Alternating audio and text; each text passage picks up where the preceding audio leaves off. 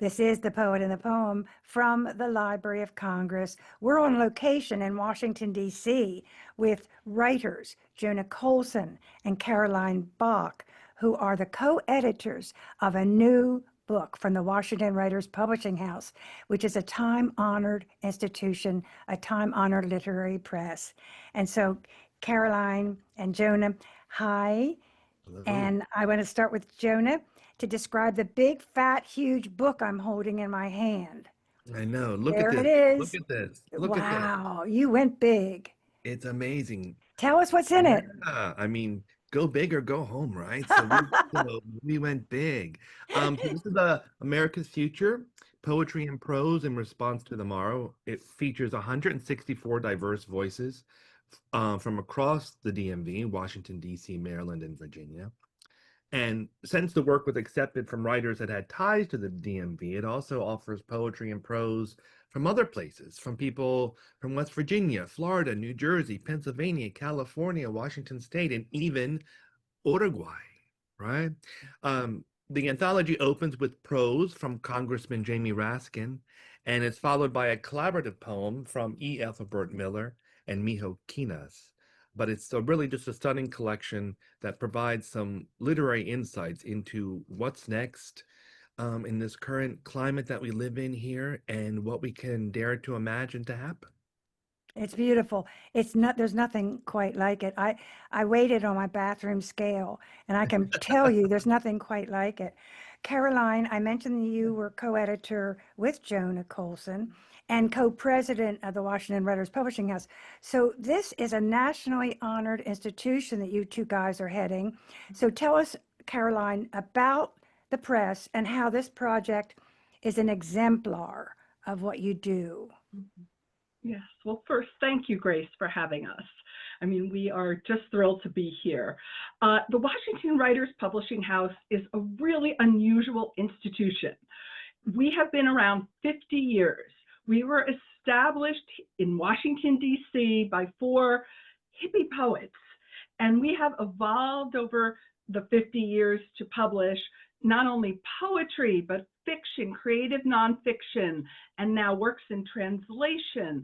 And we, as Jona and I were looking at the future, realized we had this big 50th anniversary coming up. And we said, we have to bring the world of DC, Maryland, Virginia writers together in a new anthology, especially in these very uncertain times, and talk about what's next. Whatever got into you two? Whatever got into you two? This is so crazy. I know. I did keep saying to Jona, I wanted to be big. We did not quite expect that we would do 526 pages, I think, of poetry, prose, a graphic story, a short play. I mean, it is the most ambitious project the Washington Writers Publishing House has done to date. And it is available. We might add that it's available right now. Yes. Oh, yeah. One the testament of our time. Yes, it just came out in September. And, you know, for a small nonprofit literary press that really focuses on the DMV, it intersects the political and the personal, which I think is sort of in our DNA as a literary press based in DC. I mean, I know you've often said DC is the poetry capital of the world. Of the world. And the outpouring from our community for this anthology was just astounding. We had over 500 submissions within, you know, a 2-month period. Not doable. But Caroline, you did it. And I have you on the griddle now. So let's hear your piece that's in the book and set it up, Caroline Bock. Yes. So thank you, Grace.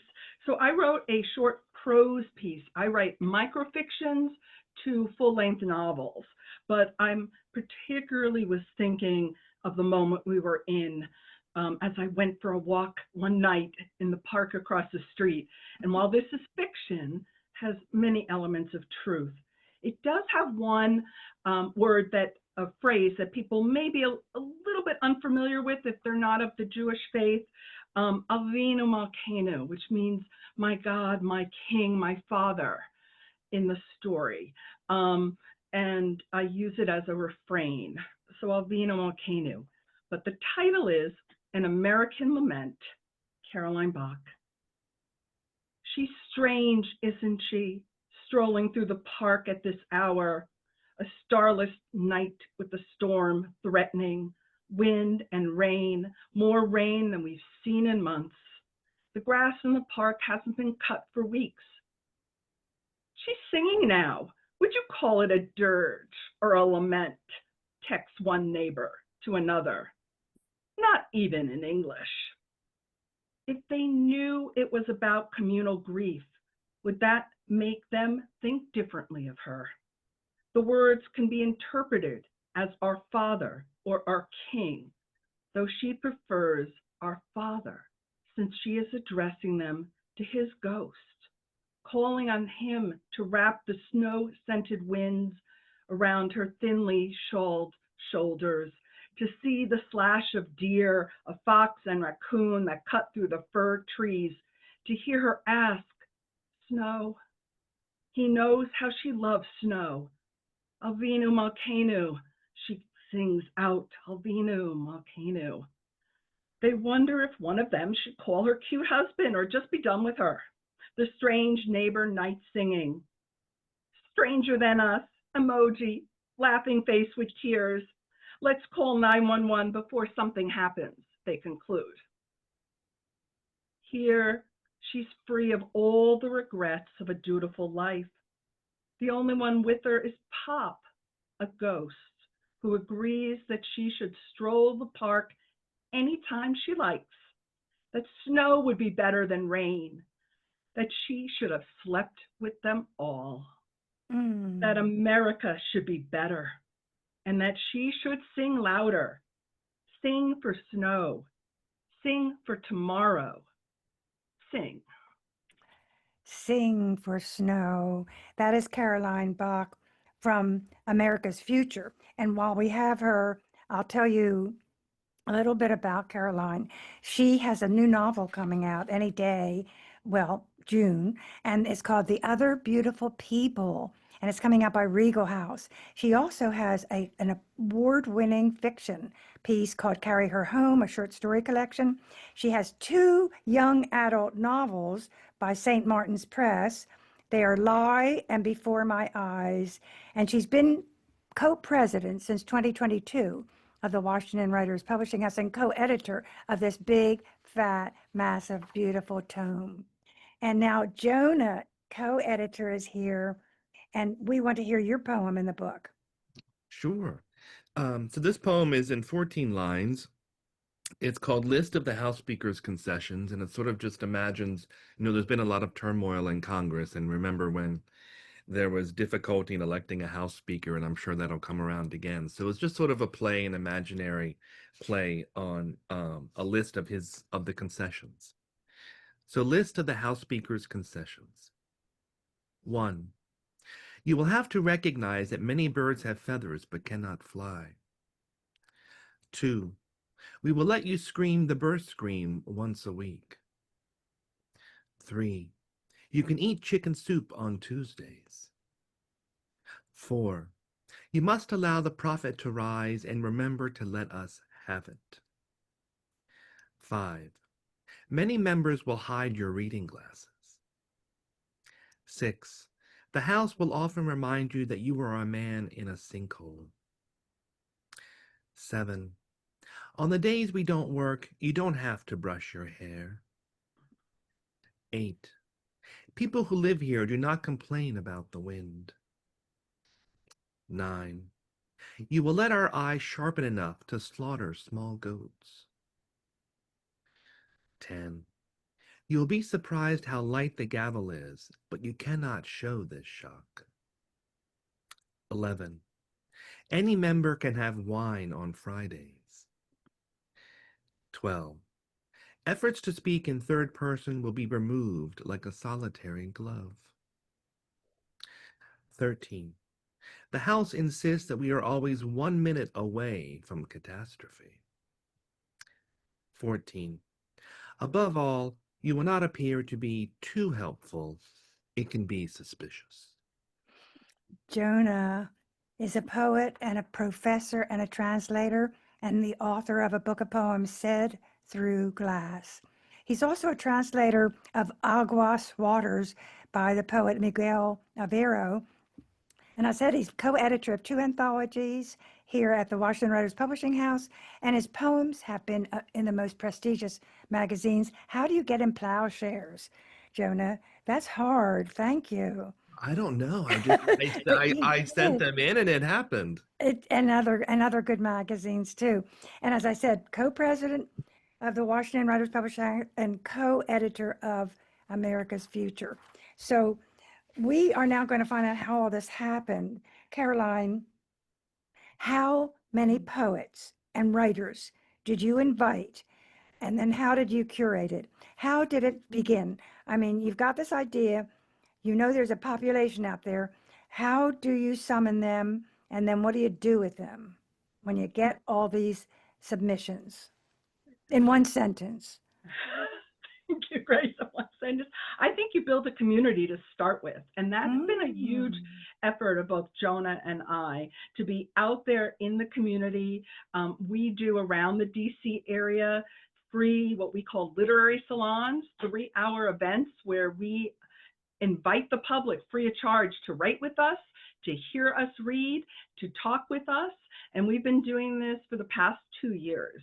So that's been really fun. And we saw people's hunger to have a chance to speak out, speak their truths now. And that became like an urgent call to us when we were starting to think, what do we do for the 50th? So we did an open submissions, and which brought us about 80% of the work, Jona, I would say. And about 20%, we went out to well-known writers, yourself included, Grace, to join us. Our press mates, who we know have quality work out there, contributed. We are a cooperative press, which means all volunteer essentially, and people have stayed involved with us for 20, 30 years. And they're well-published writers. You're going to hear a few. David Ebenbach, for example, at Georgetown University contributed, and others who are both published with us and friends of ours. But about 80% was just open call. We want to build the most vibrant regional press that we can. And this anthology really is a marker for that. But it was also out of this urgency that we felt that people out there at this moment of all this anxiety and uncertainty wanted a chance to write their truths. Well, Jona, tell us what you encountered. For instance, did you two meet every week? What are the logistics here? Did you two have equal submissions and you both had copies of everything and then you collaborated? How did that work with you two as editors? So we both kind of formed many committees regarding the poetry or the prose. And so I would be in communication with the poetry committee that was helping me read the submission. And Carolyn and I normally meet once a week in general. So it was definitely sort of something that we were doing and working on. So we would meet, and then when we accept something really solid about it, I started to generate a Microsoft Word document.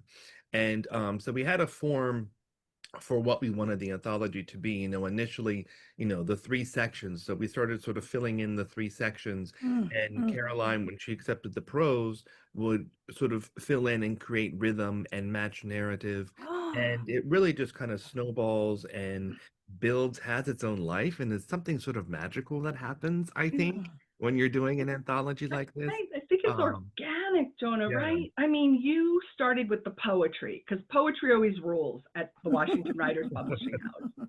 So Jona, and we have more poets as a result in the anthology. I would say about 70% poetry.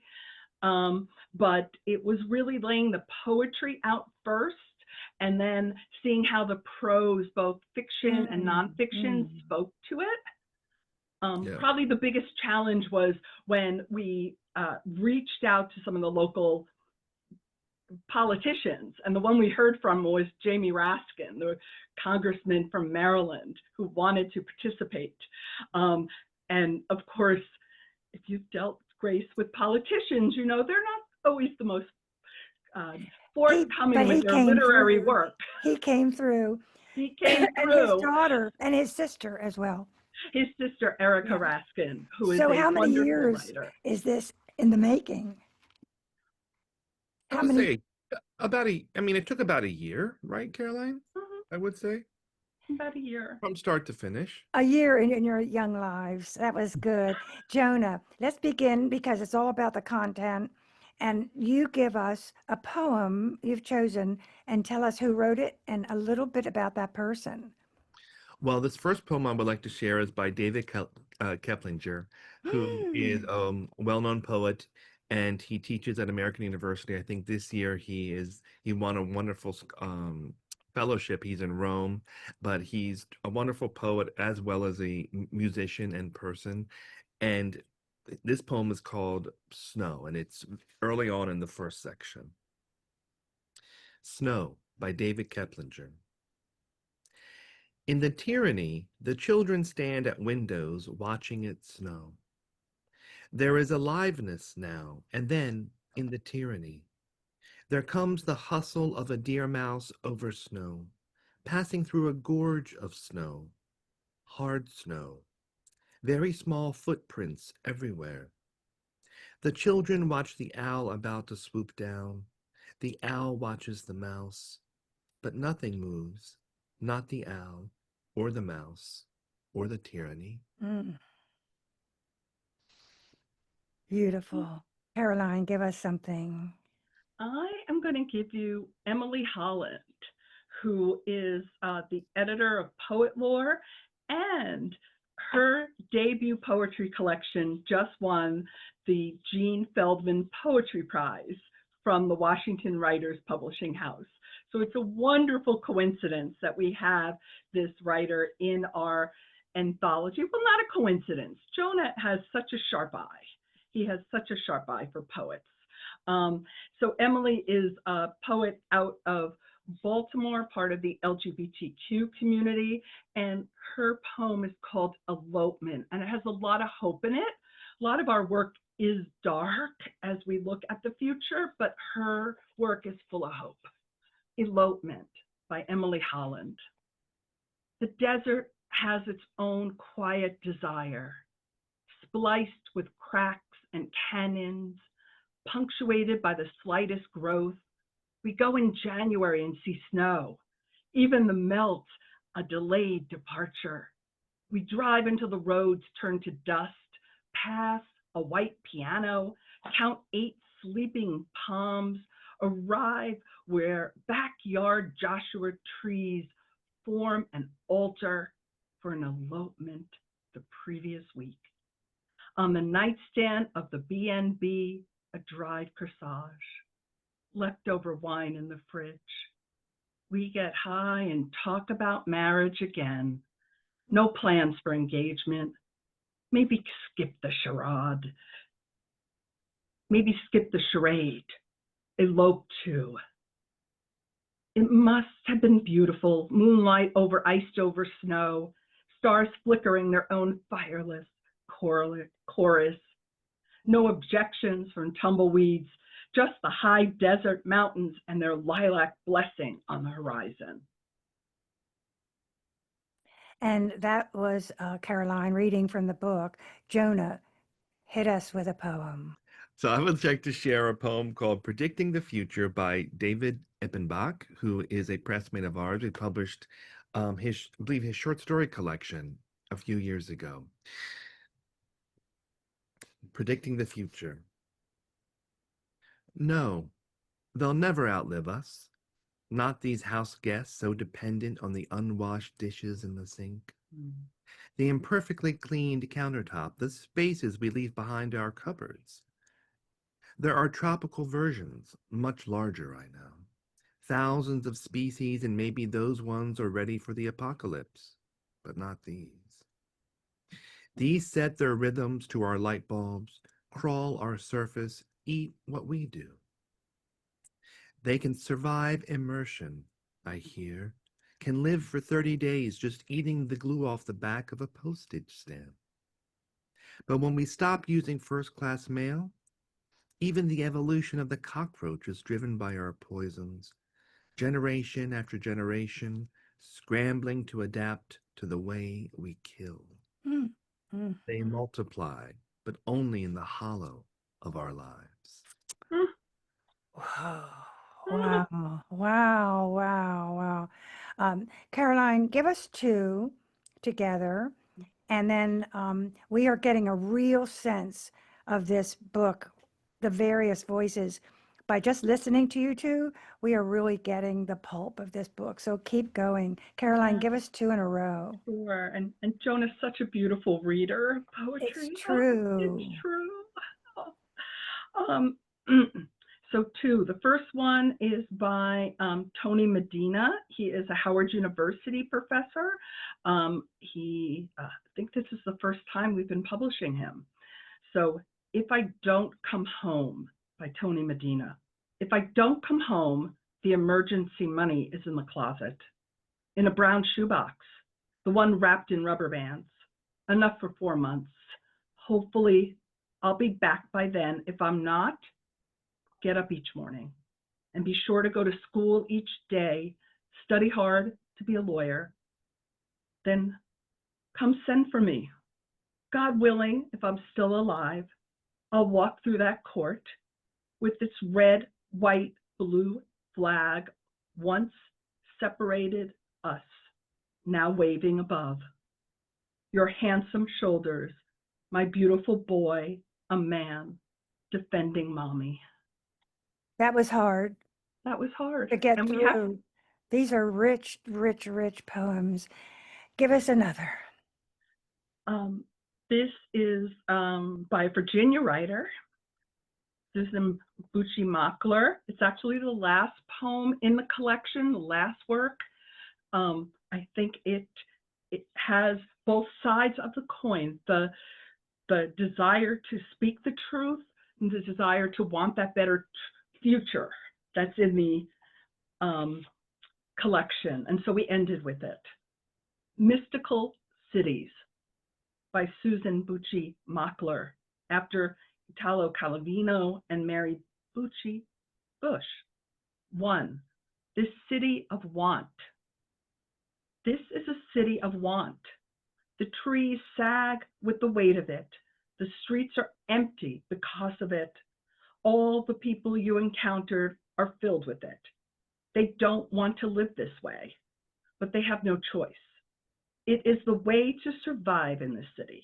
It is the way they can say they are part of it, that they belong, to ensure that no one will try to take away their house or car, their name, their laminated certificates of accomplishment.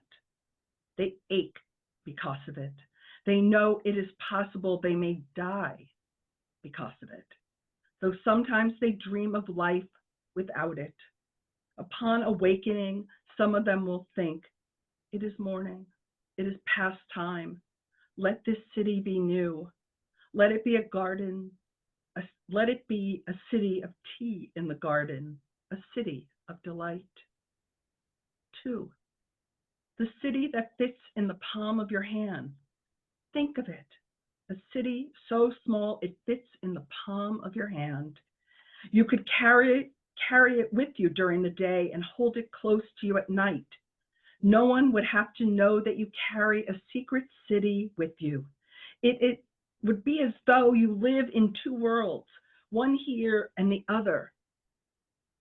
The city that lives in the palm of your hand, a city you can transport yourself to at any time. It would be a city of your imagining, a city of no cars, of trees heavy and fragrant with fruit lining the streets, magnolias bursting in the sun, a soaking rain when needed. At night, a clear sky that lets you see and count every star. If you brought anyone with you to the city that fits in the palm of your hand, they would not believe what they saw. They would think it a dream. You do not have to tell them. It is your city. It is the truth. So highly imagined, so passionate. Every page here has someone's real felt life. Jona, it is your turn. Give us 2 poems. So the first poem I would like to share is by Mel Eden, and it's called Thanksgiving After the Election. Mel Eden herself is a British poet based in Maryland, and she runs the open mic series at Manor Hill in Maryland. Thanksgiving After the Election. When America tucks into Turkey, we invite international friends. A Chinese doctor brings dumplings to reheat. We steam them in the kitchen, chat over the aroma of salted pork. A German professor with impeccable manners opens a French Merlot, updates me on his kittens. A couple from India bring homemade gnocchi because they love cooking Italian. A sharply dressed postdoc shares a honey wine from home, pours samples of Ethiopian gold into crystal glasses. After dinner, we play Este es un pato in 7 languages. I look around the room. Some people do not want us in America. They see poison. They see job takers, invaders, criminals, snakes. But at this Thanksgiving, all I see is beauty, a radiant potpourri of cultures, love, and hope. Mm, Mm. mm, truth. I'm And so glad you got some poetry about those people who have come into the country, as we all have. yeah. Our lineage, each of us has a lineage from beyond. And what else have you chosen? This last poem is by Gabby Gilliam, which is new to us, and that's one of the wonderful things I think Mm. Caroline would agree is finding new authors and people we don't know. And you read the work, it's like, wow, who is this person? You want to know them and invite them in, right? She's a mother, teacher, and poet who lives in the DC area with her son, and it's a short poem. And I've chosen these 2 poems to end with because they kind of talks about our 2 most American holidays, Thanksgiving and the 4th of July. This one's called Firework Display by Gabby Gilliam. We play at democracy. Pretend the weight of our broken system doesn't sit on our brows heavier than a crown.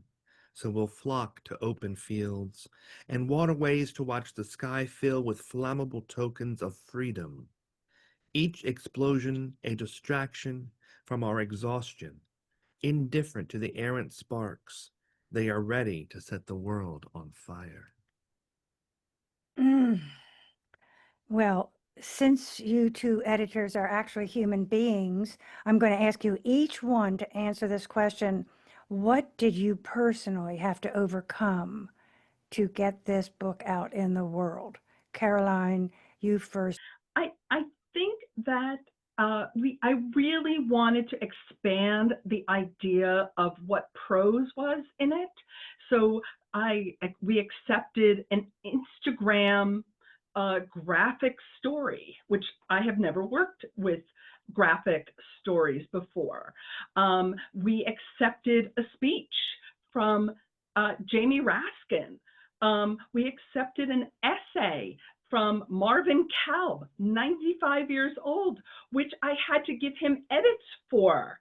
Marvin Kalb being, CBS correspondent. I remember him well. Noted, wrote a piece really imploring journalists to stand up at this moment. And here I am giving him edits. So that was really being, I think, doing something that I've heard you encourage writers to do, to have courage, to really know that your voice and skill set is valued. And he took Marvin Kalb at 95 took my edits. So that was, really working with some new forms and also working with writers, all different backgrounds and skill sets. I was thrilled when we had, like Jona, some new writers come in and really had to work very closely with them to make sure their stories were shaped. What a good answer. What a good answer. I'm so glad that I asked you that because I didn't know the inner workings of your soul before. And I Jona, did get dinner on the table almost every night at some point. yeah, I'll believe that when I see it. So Jona, what was the personal challenge that you had to back up into and overcome? Well, I will echo what Caroline said, of course, because I agree with everything Caroline says. Oh. You didn't want to make it just, you want to have, something new in here, make it new. And so Caroline accepted some, the wonderful and the play is in here. We also accepted a more visual poetry. We have an erasure.